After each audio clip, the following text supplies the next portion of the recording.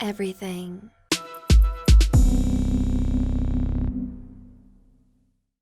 Alright guys, we are back in Introduction to React.js Part 1 on CodeCademy doing Advanced JSX. So let's jump right in. I just got done doing it, so I'm pretty fresh with it. It's pretty straightforward. I'll try to make it as simple as possible. Did I not reset this? Alright, so I think this first one didn't get reset. The rest of it should.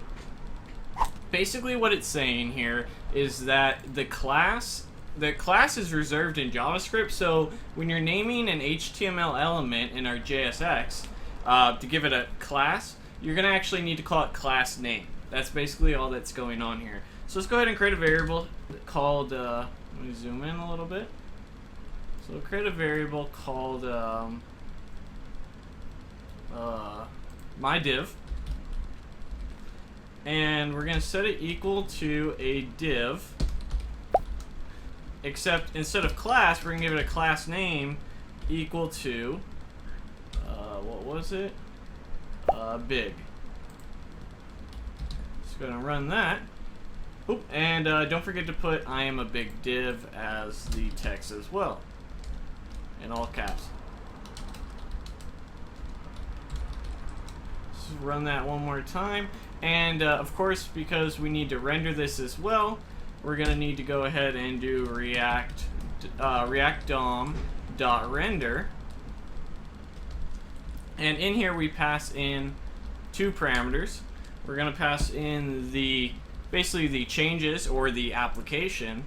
In this case, it's going to be my div. And then we're going to pass in the location we want those changes go to, which is going to be document.getElement by ID app. Now before we move on, I'm just going to go ahead and jump in the other files so that you can see what's going on here. So in our index.html, here is where we're changing it, the app. And if we were to go into styles.css, you'll see the class big here, and that's all that we're doing. So it is targeting stuff in other files. Let's go ahead and run that, and it should work just fine. So now you see I am a big div right here.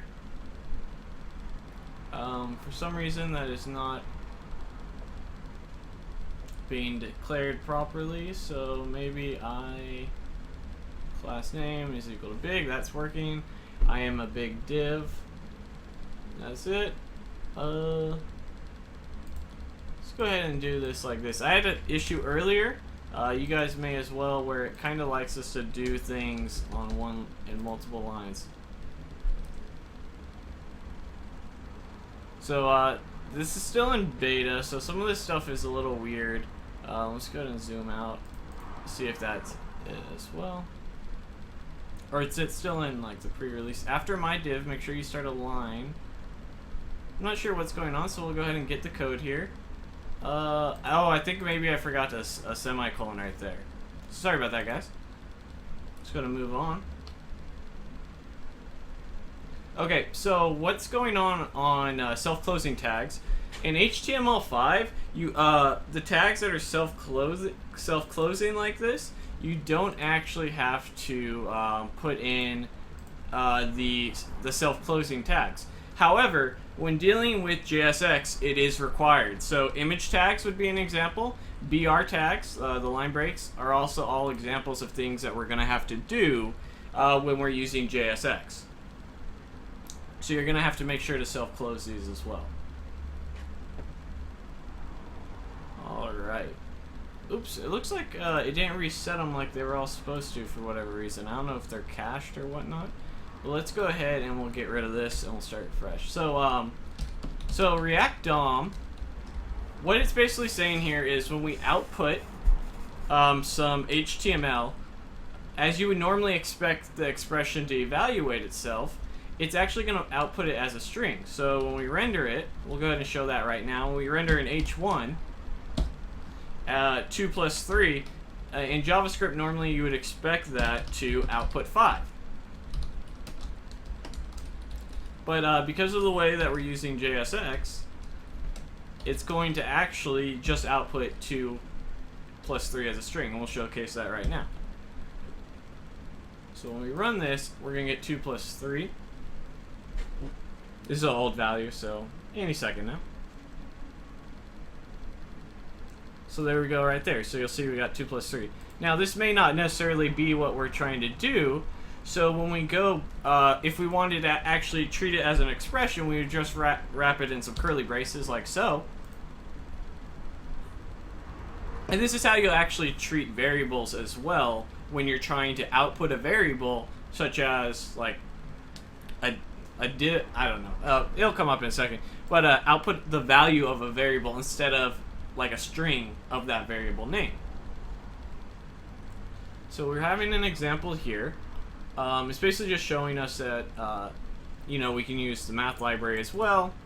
So let's go ahead and jump into app.js, and we'll get rid of this. And what we're going to want to do here is declare a new variable called math, and we're going to set it equal to a JSX variable that takes in an h1. Now we want to put the following in our JSX. 2 plus 3 is equal to 2 plus 3. Now this is just going to output this as a string, which is not what we're going to want to do. Make sure you put a semicolon at the end as well. Once this continues running, there we go. Oh, it's not going to output anything right now because we haven't rendered it out. But let's go ahead and do that right now, and you'll see that it will render out to a string of exactly what we have. So we're going to render out the app, which is our math variable right now, and then the location, which is document.get element by ID app. Now keep in mind that this could be anything. It doesn't necessarily have to be named app. It's just kind of that to be intuitive. This could even be a class or whatever, but typically it seems like this is the normal way of going about it. So we should have 2 plus 3 is equal to 2 plus 3. Again, probably not what we're trying to do. So if we wanted to evaluate this as an expression, we just wrap it up in curly braces like so.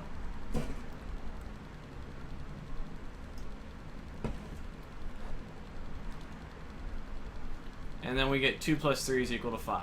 Cool. So let's go ahead and get rid of this. So now what we want to do is take the best string, and we want to do the same thing we did for those numeric expressions and do the same thing for variables, as I was mentioning earlier. So when we want to output it, we're going to react DOM.render, and in here we're going to pass in a h1 tag, but instead of passing in the best string like this, we'll do it just so that we can make sure everyone has a clear understanding of what's going on. We're going to pass it into the document. Excuse me. Oh. Whoops. What did I do here? I think I misunderstood what we're doing right now. Sorry, guys. Let's see here.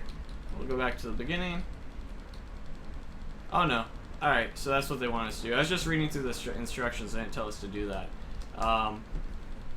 Okay, back to the beginning. So we're going to output react DOM.render. And here we want to put in some h1s. And then we want to put in some brackets here, the best string. Now, if we didn't have these curly braces here, it would just output the best string as if it was a string. Instead, we want to actually get the value. And we're going to go ahead and do this to document.get element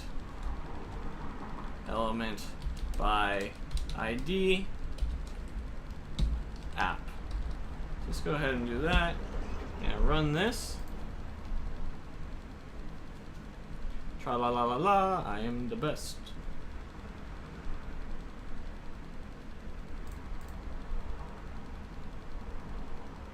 So very cool, very cool. So let's go ahead and get rid of all of this. So you can also do this for images and pretty much any HTML element. So you'll see right here that we can pass in multiple parameters as well.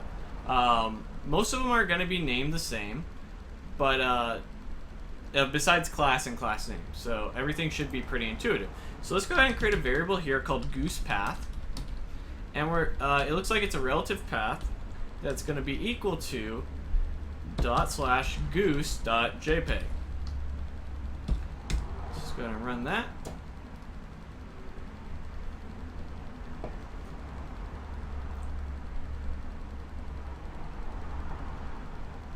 All right, that's good there.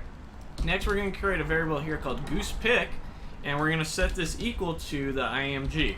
Now, if you remember correctly, we actually need to include the slash because of the way this all works. And here, we're going to set a source equal to, don't forget the curly braces, goosePath. So let's go ahead and close out with a semicolon. So we have our relative URL stored in goosePath, which we're using as our source.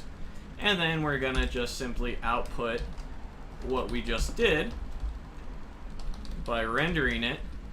And we're going to pass in goosePick, comma, document dot get element by ID. And we're going to go ahead and put in the application here, or the location. So remember, app, location. It's kind of weird calling the goosePick an app, but this is basically what you'll do later on. You'll be passing in a single application that typically has multiple applications within it. All right, so we should just actually reset it like it was supposed to.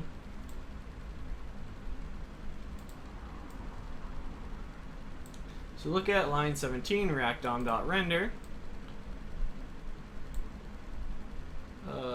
Remember the kitty by replacing all. Alright, sorry guys, I'm going to reset this one. I want to restart this exercise. Just because I don't remember what lines here were supposed to be changed. Okay. So you'll see here we have render, null value, and null value. So we want to change that. Render the kitty by... So we want to pass in our kitty variable here. Like so. And then we want to pass in document dot get element by ID app. Let's go ahead and run this.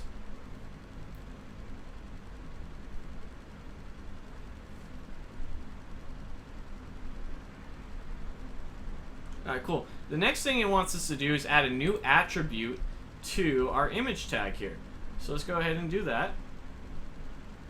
You'll see add the new image attribute on click. So you can also add event listeners such as on click, and in here we want to, let's go ahead and look at the example. You'll see on click, and we're going to use curly brackets to set up the to let it know that we want it to use our JSX. So on click, and what we want to do, we want to pass in make doggy, the make doggy function. So when we run that, we should pass in the make doggy function. And now when we click on it, it should be switching between the two like so.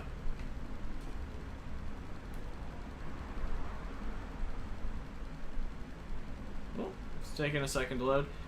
Great work. If you learned how to use JS. So it's basically saying now that giving us an example that we can use if statements as well.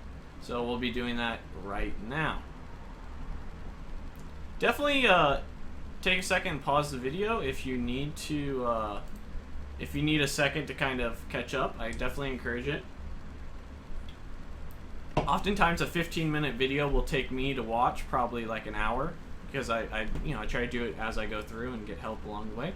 But all right, so we're in app.js and we have this if.js as an example. But at this point, if you're learning React, you should be pretty okay with if-else statements. So all we're going to do here is an if statement says if our coin toss function. So if coin toss is equal to the heads, we want to do some stuff. Else, we want to do some other stuff down here. So what do we want to do if? If that's the case, var image is equal to img src equals pics.kitty. And remember, we have the closing bracket as well. And then we're going to create the same thing here. Var image is equal to img src equal to the pics.doggy.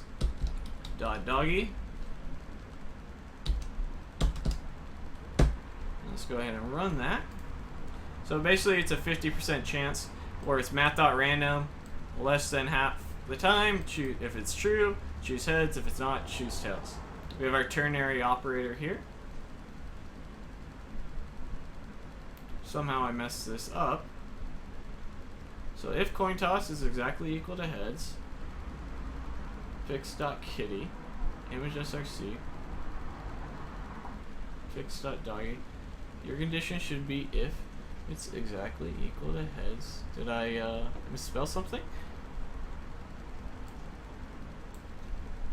So let me do that and let me see what the difference was. Oh, that's because I reset it.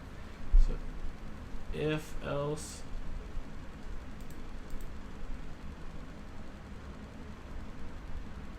image src. Maybe I need a space there? Let's see here. I think our code is doing okay. Let's take a look at the if else. So our if statement seems to look fine. Our else statement.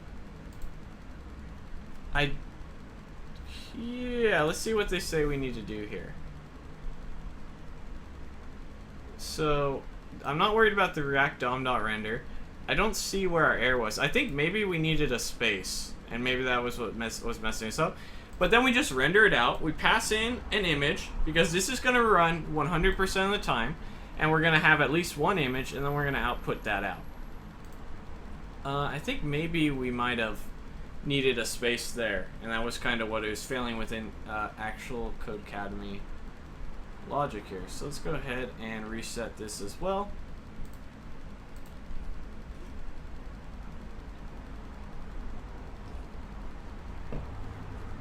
So here we're basically doing the same thing, except we're using a ternary operator instead of doing an if-else statement. So the first thing that we're going to pass in our we have our picks array here.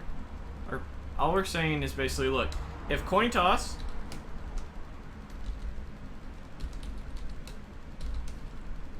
is equals, we're putting in our if statement basically. If it's equals to heads, we want a kitty, so we'll put in kitty. Else, we want doggy. That's basically all that's going on here. And then we're going to pass in that image, our variable here, and then output it. So it goes if statement, true state if it's true, and then false value. That's basically all that's going on here. What is going on here? Why isn't it working?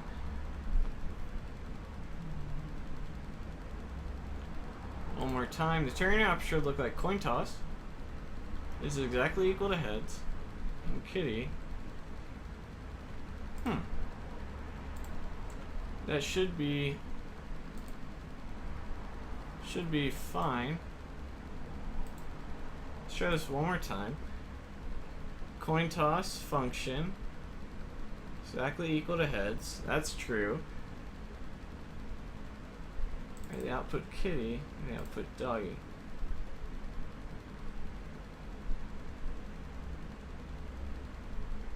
React render, we render the image dot here. Let me see if, I don't think this is gonna be it, but maybe they want us to wrap it up as one element, but it shouldn't be the case. Oh, or maybe CodeCademy is just going full Cademy. Let's see here.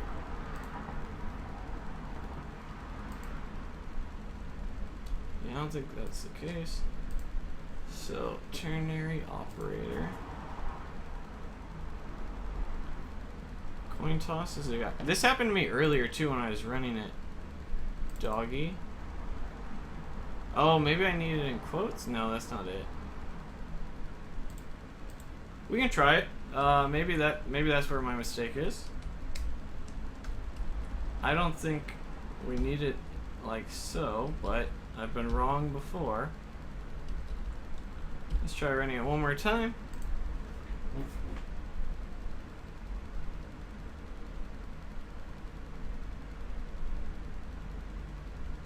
Oh, yep. Sorry about that, guys. Because this, I made a mistake. This isn't actually an array. This is a key value pair. So that's why we need the quotes. My mistake. Alright, the next thing that we're gonna be doing here is we're going to actually be using the AND operator. So similar to everything else, you can kind of have a list items here. CodeCademy, calm down over here. So on line 13, they want us to use the AND operator and make it so that this expression, nacho cheese straight out of the jar, will only appear if it's not judgmental, which is basically a variable here. So all we're going to do here is we're going to pass some brackets around like so, because now we're treating this as a expression that we're going to be evaluating. We're say and not judgmental and m. That's all we're doing here. And when we run it, so basically if this is false, we're going to go ahead and run it, and you'll see that it didn't show up.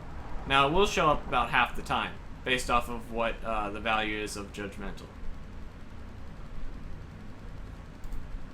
Just going to reset this as well. Alright, so you'll see that we have the map function here. Apparently this will be used quite a bit according to them. What we're actually going to do is write a return statement for our map that returns an li containing the person parameter. So we'll just go ahead and pass in person. We'll pass in person in curly brackets because it is a parameter and not the word. So let's go ahead and do that.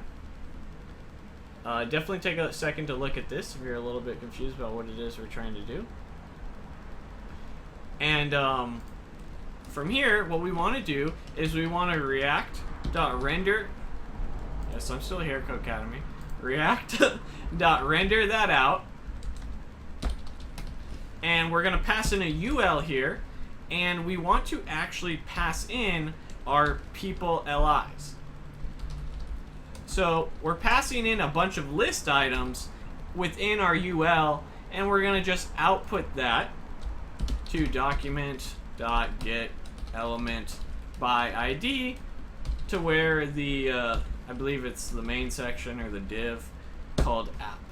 So when we run that,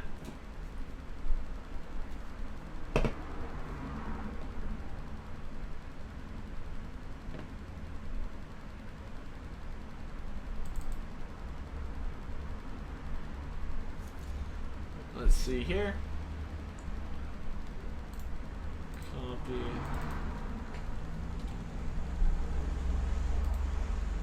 Make sure you start a new line with React render.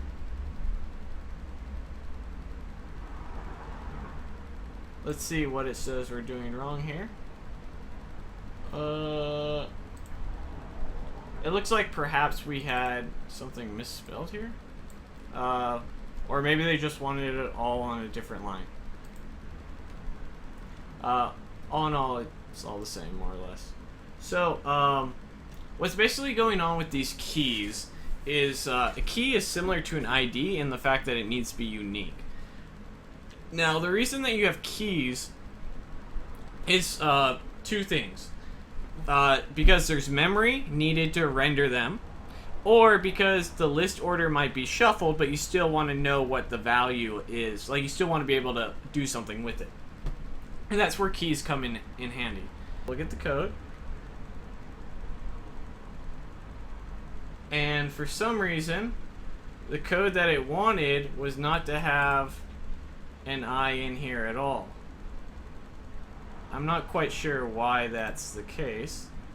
That's very interesting, though.